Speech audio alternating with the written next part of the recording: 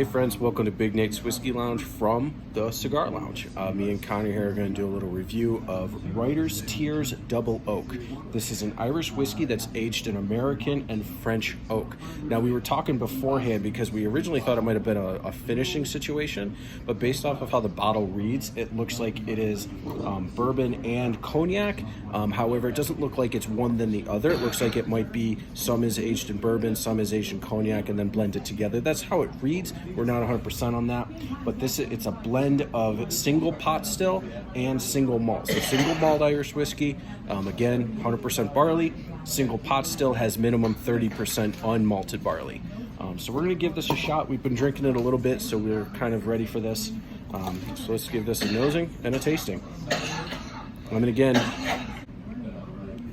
again, we are live at the Cigar Lounge. We're hanging out with some friends of ours. Smoking some cigars. I'm smoking a Punch Kung Pao, which comes in the bento box. And Connor, what are you smoking? I am smoking an El Rico Habano Maduro. Which we smoke a lot of El Ricos here. They're huge. Which is the one we really like? I forget what the one we like is called. It's like a sun-grown wrapper almost. The El Rico? Yeah. It's just the El Rico Habano. Rico Habano. Yeah. So the original, it's more like a sun-grown or more like a mid-level nice wrapper on it. Nice and spicy, a little bit earthy. Yeah. Stuff. So, Writer's Tears, Double Oak. I already had a sip. I'll have another for the sake of it. Yeah. So on the nose, it's very, very sweet, which we get a lot on Irish whiskey. Kind of apple is a common note that we get a lot on Irish whiskey. Specifically green apple. Yes. Not so much like a sweet red apple. If you're from the New York area, you'll see a lot of familiar with Cortland's Empire, stuff like that. It's definitely green apple all the way. For sure. But the other note we were mentioning, that cognac barrel is definitely adding another layer of sweetness. So it's like there's a candiness to it. So now, according to the bottle, this is kind of like a candy apple sweetness, kind of like that candy coating is on there. Let's go in for a sip.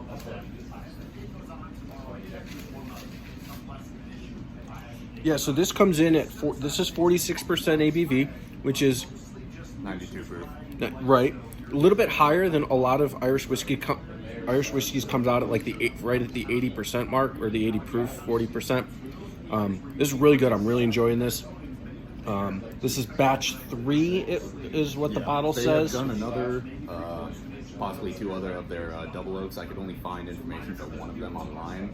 I forget what the secondary aging or finishing barrel for that was, but it's discontinued and we're on to batch 3 now. Gotcha. So, Connor and I really do like Irish whiskeys. We're big spot fans. Yellow, green. We're searching for blue and red. But we do really like that. Redbreast we're big fans of. So, yeah, the proof is not, even though it's a little higher than the average 40, it's kind of in the mid-tier, the 45, 46, since this is 46. It's not giving off a ton of harsh ethanol or anything like that. It's really, really enjoyable. I will say that I was caught by surprise from the mouthfeel of it.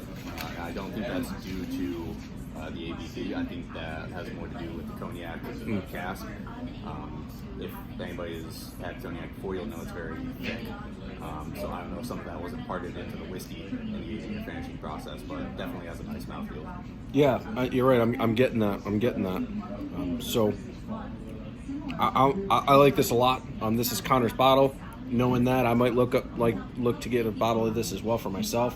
I will say that compared to the regular Writer's Tears, which retails around here for about $40, plus or minus a little bit, this is about a $20 jump. I paid $60 for this bottle, and so far I think that's a very fair price. I bought this just out of curiosity because I was surprised to see any Writer's Tears besides the regular. I'm pleasantly surprised.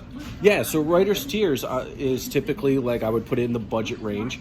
However, knowing what Green Spot and Yellow Spot and Redbreast go for, this is right up there with it. So I think Green Spot's right around 70. I think Red Spot's 90 to 100, or Yellow Spot's 90 to 100. And regular Redbreast 12 is about 70. Yep. I think cast strength is 100. So yeah, I would put this right up in there. This is just as enjoyable. If I had to compare this to something that reminds me most of in an Irish whiskey, I would actually say Redbreast Lustau. Ooh, yes. Shares a lot of that candied green apple. This I think has more of a little bit of a thicker mouthfeel to it, which I again attribute more to the cognac than I do to the ABV. I prefer the Redbreast a little bit over that, but again, you're paying probably $30 to $40 more for the Redbreast Lustau than you are for this bottle here. Yeah. And it's a good comparison, I would say. It's good stuff. Yeah, I hadn't thought of that till you said that. Yeah, I do think that's a good comparison because I was going in with kind of the entry levels of the others. Yeah, Lustau is a good is a good comparison. Yep. So we're fans. We like this. So that's been Writer's Tears Double Oak. This is Big Nate's Whiskey Lounge live at the Cigar Lounge. Cheers.